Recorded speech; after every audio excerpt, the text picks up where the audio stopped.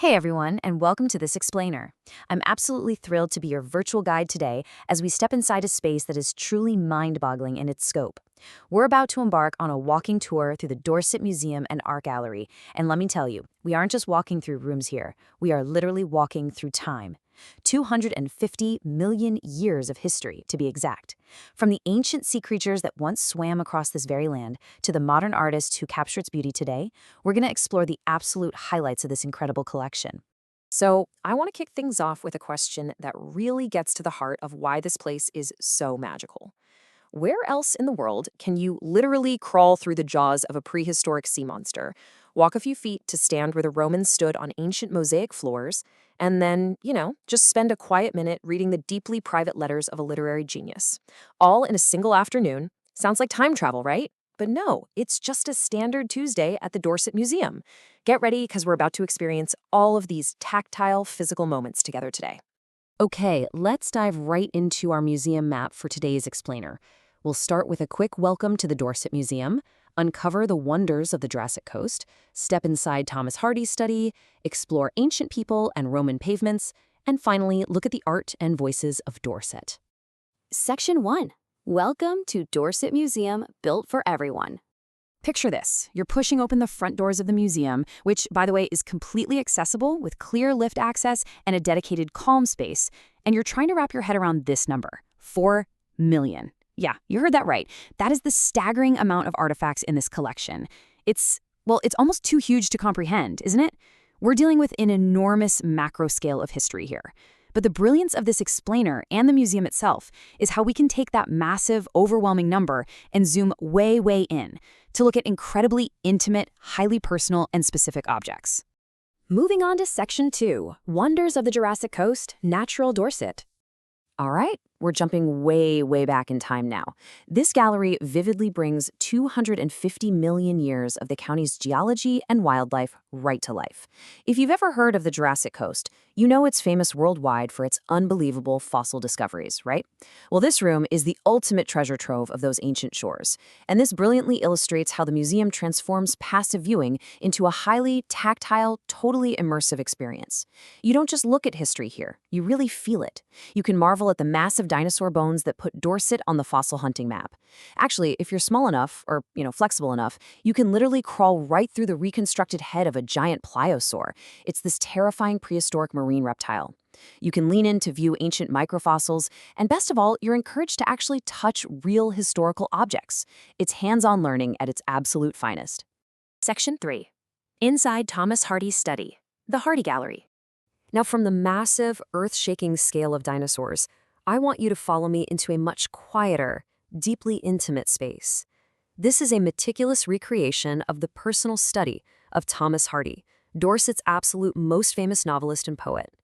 Now, what's really interesting about this slide is the contrast between Hardy the global icon and Hardy the everyday man. On one hand, you've got the literary giant. The museum holds his actual, handwritten original manuscripts, which is just so thrilling to see in person. Plus these really cool interactive touchscreen maps of his fictionalized Wessex. But then, right next to that, you see the everyday man. You're looking at his actual personal desk from his home at Maxgate. You see his childhood toys, his family portraits, even their personal music books. It just humanizes the legend in such a profound way. Section 4. Ancient People and Roman Pavements, the People's Gallery. Okay, prepare for a bit of chronological whiplash because we are now sweeping through 500,000 years of human history. We're talking spectacular, gleaming Bronze Age gold and incredible finds from Maiden Castle, one of Britain's largest and most imposing Iron Age hill forts.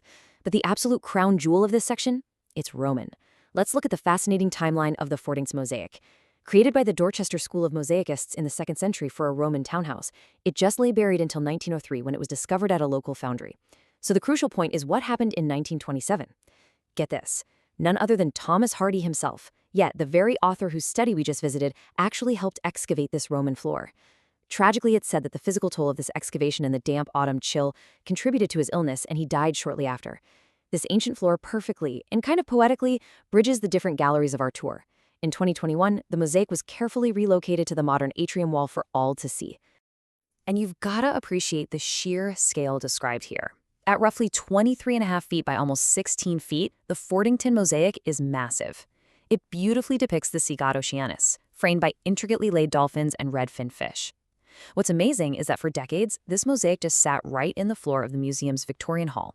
It was one of the very few genuine Roman mosaic floors in all of Europe that visitors could famously actually stand on. No way, right? While it's now safely preserved up on the wall, its monumental presence is for sure just as awe-inspiring today. Section 5, Art and Voices of Dorset. As we near the end of our museum map, we step into our final, highly conceptual spaces, the Artists' Dorset Gallery and the William Barnes Archive. This is where the local culture truly speaks to you. Let's move to this and see how this language builds our understanding of the whole region. So, William Barnes was a 19th century poet, but more than that, he was a vital cultural preserver. The museum holds his extensive notebooks and poetry manuscripts, which are literally the only comprehensive records of the authentic Dorset dialect. By writing in the language of the common people, Barnes captured the authentic voice, the daily struggles, and the incredibly rich social history of agricultural workers spanning 3 centuries. Without this archive, a massive piece of working-class English heritage would have simply vanished into thin air. And that spirit of creative expression just explodes visually in the Artists' Dorset Gallery. The juxtaposition here is absolutely incredible. On one side of the room, you've got the heavy, imposing, monumental bronze sculptures of Elizabeth Frank, bold and totally unapologetic. And then, literally steps away, you're looking at the fragile, intricate, delicate beauty of 18th and 19th century men's waistcoats. It's a stunning visual reminder of the unexpected variety housed right under this one roof. I mean, from heavy bronze to fine silk, the whole shebang tells the amazing story of Dorset. Which brings us to the end of our tour, and to a question I really want to leave you with today. We've journeyed through dinosaur jaws, Roman mosaics, the intimate letters of global icons, and the everyday clothes of working people. With 500,000 years of human history curated under one roof, what piece of your life would you leave behind for the Museum of Tomorrow? What object perfectly captures your story? Really think about that. Thank you so much for joining me on this explainer. I really hope this virtual walk has left you fascinated, inspired, and eager to step through those museum doors yourself. Until next time, keep exploring.